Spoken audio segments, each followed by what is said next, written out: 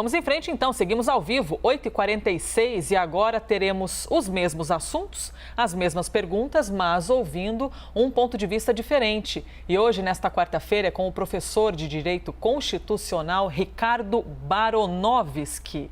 Espero ter dito corretamente o seu sobrenome para não cometer uma deselegância logo no primeiro minuto, professor. Tá perfeito, pronúncia correta, Elisa. Muito bem, bem-vindo, viu? Obrigada por estar hoje conosco. Bom dia, Elisa. Vamos lá, falando sobre política brasileira, o principal assunto do dia é a votação da PEC dos precatórios. O governo federal tem pressa em aprovar essa proposta que liberaria espaço fiscal, liberaria dinheiro, não é, para viabilizar o Auxílio Brasil de R$400. Só que a votação já foi adiada, nem uma nem duas vezes, 3 vezes. Por essa razão, o Planalto tem feito nos últimos dias uma espécie de uma força-tarefa para que os deputados federais compareçam hoje ao plenário, um dia depois de um feriado em que geralmente não tem muito parlamentar em Brasília.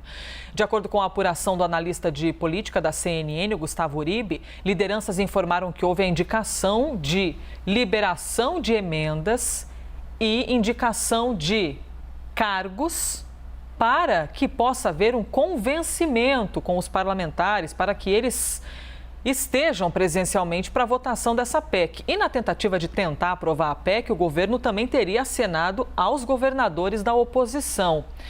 Ricardo, uma correria danada, então, para conseguir desenrolar esse assunto, inclusive troca de favores, o tal do toma lá da cá, mas gostaria de ouvir a sua opinião de maneira geral a respeito deste momento e essa correria, não é, na tentativa de aprovar a PEC. Bom dia a todos que nos acompanham, dando um passinho para trás, explicando o que é esse precatório, até para que a população entenda, né, o que isso reflete na minha vida. O precatório está no coração da Constituição, está no artigo 100, e ele regula um sistema de pagamento das condenações do poder público. É o famoso ganhei, mas não levei, né? E quantas vezes a gente não ouve dizer, né, ganhei um precatório, quem sabe paga a faculdade do meu filho.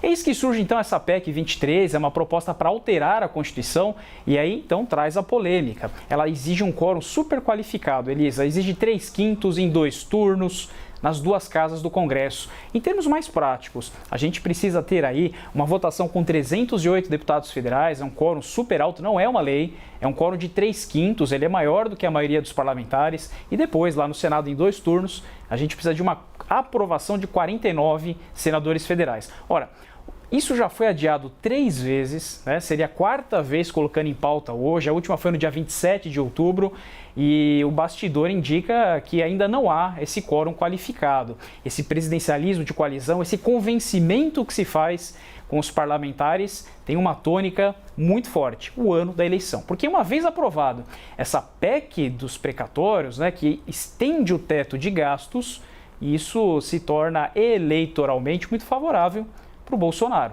que tem um ano de eleições pela frente. Ou seja, vai ganhar 17 milhões de votos de confiança dessas pessoas que seriam beneficiadas pelo Auxílio Brasil. Então essa é a polêmica. A oposição não vai deixar passar isso com folga. Vamos então ao próximo assunto aqui do Liberdade de Opinião. A gente tem um assunto que surgiu no começo da semana a respeito de uma portaria que foi assinada na segunda-feira pelo Ministério do Trabalho. E agora, em contraposição, não é? Fazendo ali uma mudança no olhar dessa portaria que foi assinada, o Tribunal Superior do Trabalho vai começar a exigir a partir de hoje o comprovante de vacinação contra a Covid-19 para quem quiser ingressar na corte. O ato foi assinado pela presidente do TST, a Maria Cristina Peduzzi, e é apontado por ministros da corte como um melhor exemplo do que a portaria do governo, que proibia empresas de exigirem dos funcionários a vacinação contra a Covid-19. Então, que seria uma posição diferente, não é, Ricardo, a respeito da portaria que nós divulgamos no início da semana. Então, o Ministério do Trabalho diz uma coisa, o Tribunal Superior do Trabalho diz outra. Qual seria o ponto em comum desses 2 lados de opinião? Primeiro dia de uma faculdade de Direito, o estudante aprende que o direito é a ciência da pacificação social. Onde há um conflito, vem o direito e traz a harmonia. Depois de 5 anos, ele percebe, Elisa e todos que nos ouvem, que a lei diz uma coisa, a portaria diz outra. os tribunais dizem outra e cai outra na prova da OAB e concurso dele. O direito hoje não é mais uma ciência de pacificação, aliás, a pluralidade de opiniões é muito intensa. Se a gente entrar aqui no mérito da discussão, que é uma discussão muito bizantina, é uma discussão forte da obrigatoriedade da vacinação, eu tenho que dizer que essa portaria, a princípio, ela é natimorta.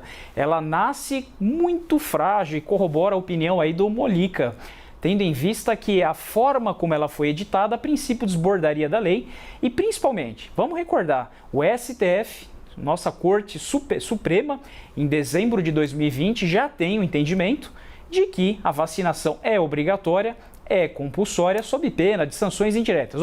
Isso não significa vacinação forçada, não é pegar a força, mas simplesmente trazer consequências políticas. Então veja, eu tenho o TST com uma posição, eu tenho o STF, que é o Supremo Tribunal Federal, também nessa posição. Dificilmente essa portaria vai vingar e então, exatamente como o Molica traz para a gente, ela traz mais conflito num tema tão polêmico e caro para a gente. E na sua opinião, Ricardo, com essa posição do TST, a portaria assinada pelo Ministério do Trabalho poderia perder o valor? De que maneira fica a posição, então, do Ministério do Trabalho? Porque fez uma sugestão e agora a gente tem um outro órgão dizendo algo contrário. São dois órgãos independentes. O Ministério do Trabalho está vinculado ao Poder Executivo. O Tribunal Superior do Trabalho está no âmbito do Poder Judiciário. Então são dois órgãos supremos, são dois agentes políticos dando coordenadas.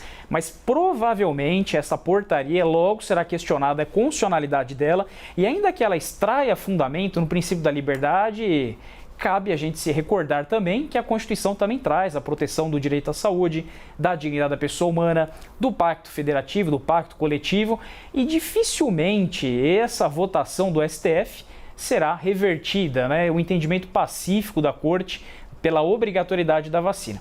O que se pode questionar é a proporcionalidade da sanção, tendo em vista que algumas empresas têm atribuído justa causa àqueles funcionários que não se vacinam. Então, talvez pelo prisma da proporcionalidade, será que é proporcional, Aquele que não se vacina recebe uma sanção, mas trago uma reflexão aqui para as pessoas que nos ouvem, Me recordo de uma história de juízes japoneses que vieram para o Brasil e a gente tentava explicar para eles a corregedoria. Eles falam, mas o que é a corregedoria? Não conseguia traduzir esse termo. A corregedoria é quando alguém não faz algo que é devido. E eles me tornaram.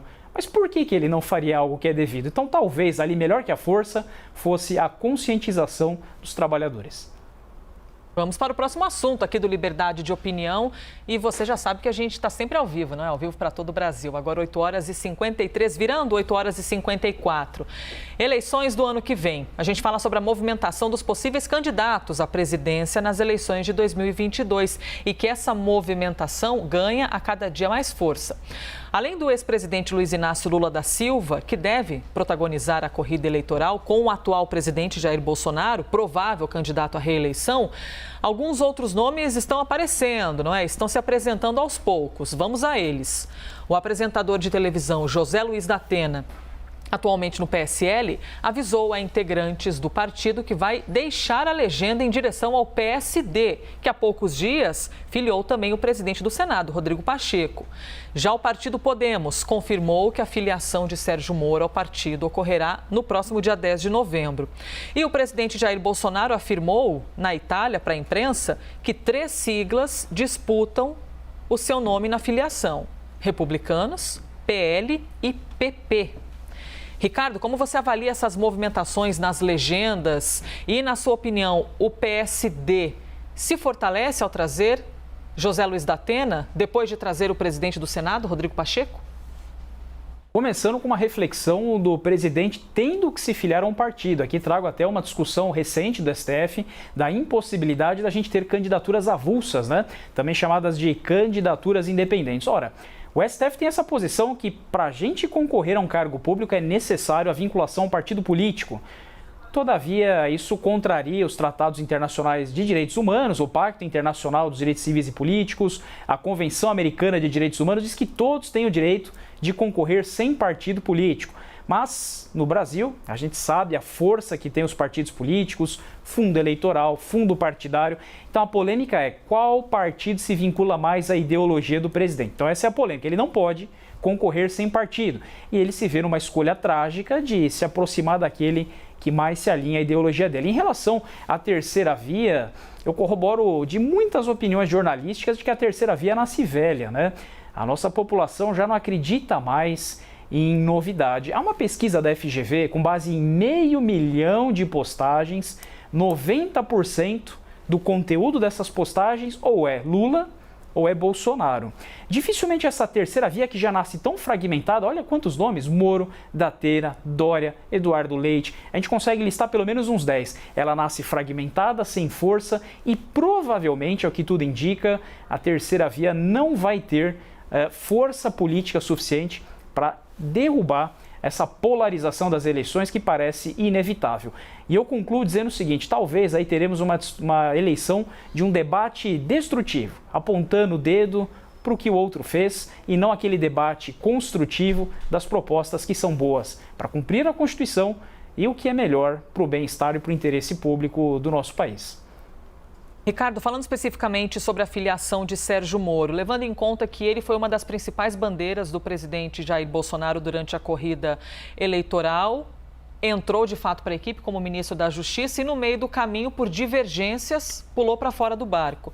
Você acredita que se ele trouxer essa bandeira de ter inicialmente se comprometido com um discurso e de ter se deparado com, na prática, algo totalmente diferente, segundo ele, se ele se posicionar com essa bandeira, ele tem alguma força diante do então possível candidato Jair Bolsonaro?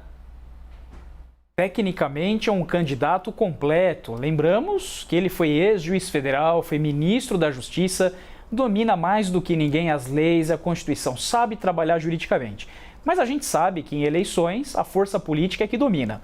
É como se fosse uma estrada subindo em duas mãos. Chega uma hora que ficam duas, chega a hora que fica uma. E esse candidato vai ter que se vincular a uma ideologia. Ele vai ter que dizer naquilo que ele acredita e os eleitores vão cobrar ele de qual linha ele se alinha. Se é uma linha mais Bolsonaro, se é uma linha mais Lula.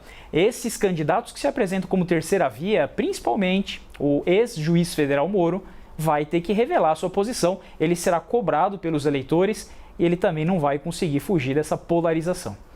Ricardo, em relação ao nome do atual presidente da República, Jair Bolsonaro, de que maneira você avalia essa caminhada aí para se tornar, de fato, novamente um candidato e tentar a reeleição? Perfeito. As redes sociais depõem ao favor dele, né? A gente vê diariamente a adesão muito forte, existe um público eleitoral muito fiel, existe também um índice de rejeição alto, mas hoje a gente tem, Elisa, algo importante, né? A gente tem a aprovação ou não desse teto de gastos elástico, aumentando 92 bilhões de reais para se criar um auxílio Brasil de R$400 em substituição ao auxílio emergencial, ao Bolsa Família, quer dizer, ele vai ao encontro daquela população que mais precisa. Isso pode ser uma forte cartada eleitoral para ele. Então, provavelmente a gente vê um candidato também aí com seu público fiel e tentando novas vias nesse público de 17 milhões de beneficiários. Ricardo Baronovski, obrigada, viu, pela gentileza de hoje. Só para matar minha curiosidade, esse sobrenome vem de onde, Ricardo? É uma mistura, é só para dar trabalho para vocês pronunciarem, austríaco, lituano, polonês, que me torna quase sem identidade. Nossa, passo uma vida inteira soletrando o sobrenome, mas eu lhe entendo bem, viu, Ricardo? Porque desse sentimento eu também sofro. Obrigada, viu? Bom dia para você. Bom dia.